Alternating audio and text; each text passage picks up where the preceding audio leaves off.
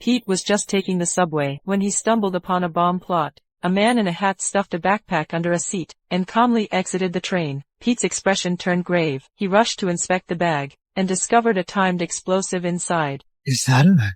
Yeah. Do you know how to? No. With no bomb disposal training, Pete pulled the emergency brake. After the train screeched to halt, he flashed his FBI badge, ordering everyone to evacuate. There's a bomb! Panic erupted at the warning. As passengers scrambled to escape, Pete carried a trapped girl through the chaos, escaping the carriage seconds before detonation. His quick thinking turned a potential massacre into minor injuries for a few. Catching his breath, Pete waited for police debrief, when suddenly, he spotted the bomber in the crowd, chasing him despite his injuries. The pursuit led to an alley, where the bomber ambushed him. A fierce grapple ensued. Injured and disadvantaged, Pete struggled to gain control. He kicked the attacker off, only to see him escape, resuming the chase. At the intersection, though the bomber got away, Pete impressed Chief of Staff Farr. He was recruited into Midnight Ops Unit, handling top-secret national security intel, but Farr had different plans, assigned to answer emergency calls. So essentially I'd just be a glorified 911 dispatcher. The phone rarely rings. So I'd be behind a desk all day. All night. The opening is for the 8 p.m. to 4 a.m. shift. Though it's the lowest White House position, it offers future transfer options. Pete accepted Farr's offer, unaware this would entangle him in a conspiracy to overthrow the White House. After a year in the basement, the silent phone finally rang. Startled, Pete answered. Yes, go ahead. Night action. They told me to tell you that. Code, please. 10 o'clock door fire. Is this, Sidewinder or Gazelle? What?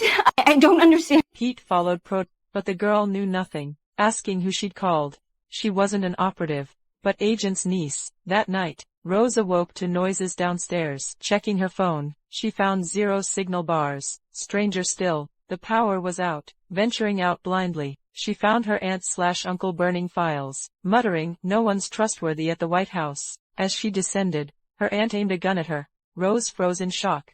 Her frail aunt moved like a pro. Before she could react, her uncle handed a note, ordering her to call from town. Call this number, say night action, and then tell them those exact words in that exact order. Tell them we need help. I don't understand. You don't have to understand. You just have to go. Go. What about you? We'll be fine. Confused but alarmed, Rose rushed through the back. Not daring to delay, she fled through the back. Moments after escaping, 2 assassins sneak into the house. Uncle turns to check behind him. A steel wire tightens around his neck.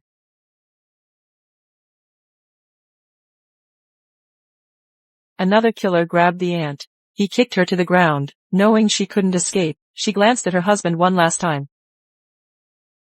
Rose heard gunshots outside. She froze and looked around. A killer removed his mask and spotted her. Rose knew she was in danger. She turned and fled. Reaching a neighbor's house downhill, she found it empty. She smashed a window and slipped inside. Following her uncle's instructions, she called for help. Clueless about night ops protocols, she failed the security verification. Pete moved to hang up. No, please. My Aunt Emma Campbell, her and my Uncle Henry are in danger. They told me to call you. After a brief pause, Pete decided to trust her. He dispatched police to her location, guide her to the nearest bathroom, lock it from outside, don't go in, then run to the farthest bedroom, use mirrors to monitor movements, hide in a wardrobe. The killer was closing in. He fell for the locked bathroom trap. He smashed through in seconds. Realizing the deception, he stormed toward the bedroom. As the killer approached, Rose's heart pounded in her throat. Though frantic, Pete kept calming her via phone, praying cops would arrive soon. Suddenly, flashlight beams pierced the closet. Rose held her breath, ready to fight for her life. Rose? It's okay, you're safe now. Seeing the sheriff, her tension dissolved. She finally scanned the room. The killer had fled through a window. Pete wasn't done yet. He briefed his superior immediately. Following Farr's orders, he rushed to collect Rose, en route to a safe house. Suspecting phone tracking, Pete took precautions. He brought Rose to his apartment, locked her phone in a safe, installed hidden cameras to monitor the premises remotely, then headed to the safe house. Mid-journey, they noticed a tail. "Stay down," Pete ordered. He slammed the accelerator. Pursuers matched their speed, firing from car windows to shake them off. Pete executed a sharp U-turn, rammed Ned straight toward the attackers. Hold on, Rose!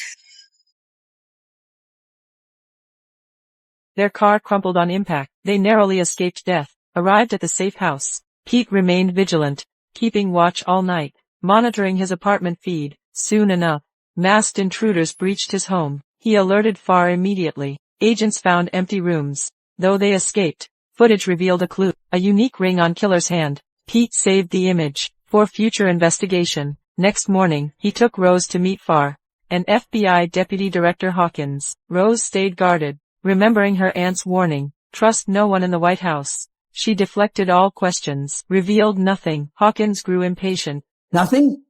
Jesus. How do we know that you aren't in on this? Jamie, that's ridiculous. What, her aunt and uncle are killed and she didn't get a scratch on her? Stop it. No luck getting any leads. They secured Rose in the hotel's safe house, with agents guarding her 24/7, thinking it was foolproof. But an incident occurred the next day. That morning Pete joined Rose for breakfast. He sensed trouble upon entering the hotel. Excuse me. Hi. Where are the Secret Service agents that were here? They were there earlier.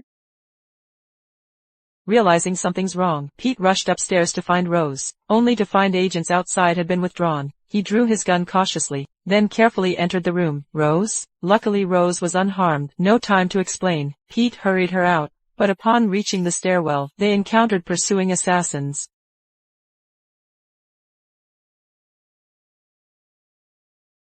Come on, come on! Rose! They fled into the restaurant, but assassins closed in rapidly. Pete fired cover shots while guiding Rose to a storage room, but hiding wasn't sustainable. Assassins would breach soon. Okay, we wait here. He tries to break in and you shoot him in the fucking heart. I'm out, Rose! Out of what? Bullets? Yeah, You think he's out of bullets? I doubt it. So what's your plan? Pete didn't answer. He smashed the floor-to-ceiling window and climbed onto the glass canopy. Spotting an escape route, he motioned Rose to follow, but the next moment, luckily Pete was tough enough to get up with minor adjustments, but seeing his near fall, Rose was terrified. Despite Pete's urging, she refused to jump. Before she could decide, killers reached their door. I'll fall forward. To distribute my weight better. Sounds great! Just jump! Come on! With no escape options, Rose leapt down, eyes closed. As they landed, killers broke through. Seeing targets escaping, he fired multiple shots. Luckily they were already clear, avoiding being hit. To change outfits, they entered a clothing store. Rose suddenly remembered something. She swiftly stole a customer's phone. She realized this was orchestrated. Despite not carrying a phone, killers tracked her precisely, with guards mysteriously withdrawn. This proved a White House. She urged Pete to call FAR, demanding who recalled the agents. But after learning the truth, White House denied involvement. An urgent investigation revealed agents were recalled 30 minutes prior. Order came from Deputy Director Hawkins, who had disappeared. Combined with his odd behavior, Hawkins was likely the mole. FAR deemed it too dangerous, ordering Pete to return Rose. But after two life-threatening events, they trusted no one in the White House. Choosing to take action, they returned to the crime scene. After thorough searching, they found FBI had cleared evidence. Any useful data was already taken. Pete asked Rose to recall her aunt and uncle's last words. We still have the drive in the woods. The drive? Would that be like a hard drive? A hard drive. This sparked Rose's realization. She remembered her uncle and aunt had a vacation cabin in the woods. Maybe the evidence was hidden there. They immediately drove to the cabin. Sure enough, they found a hard drive between the bricks. As Rose was about to check the data inside, she found the drive protected by top-level encryption. Even for someone as skilled as her, the encryption required White House supercomputers. She spotted a locked folder labeled 2781. Peter immediately recalled last year's subway bombing. The 2781 train was the bomb target. How's this connected to Rose's aunt and uncle's murder? Sensing something wrong, Peter alerted Chief of Staff FAR immediately. Hearing about the drive, FAR suddenly grew tense. She ordered them back to White House at once. Hawkins' body was found in the suburbs. Clearly the mastermind was eliminating everyone involved in this conspiracy. Peter, come in already. Just bring Rose and come on in. Rose didn't buy FAR's explanation. Hawkins wasn't the mole, she argued. He was silenced for uncovering the traitor. Returning with the drive meant walking into a trap.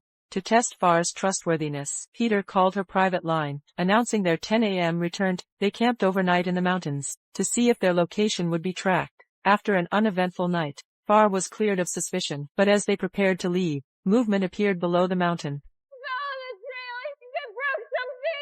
People killed your aunt and uncle. One of them had been a woman.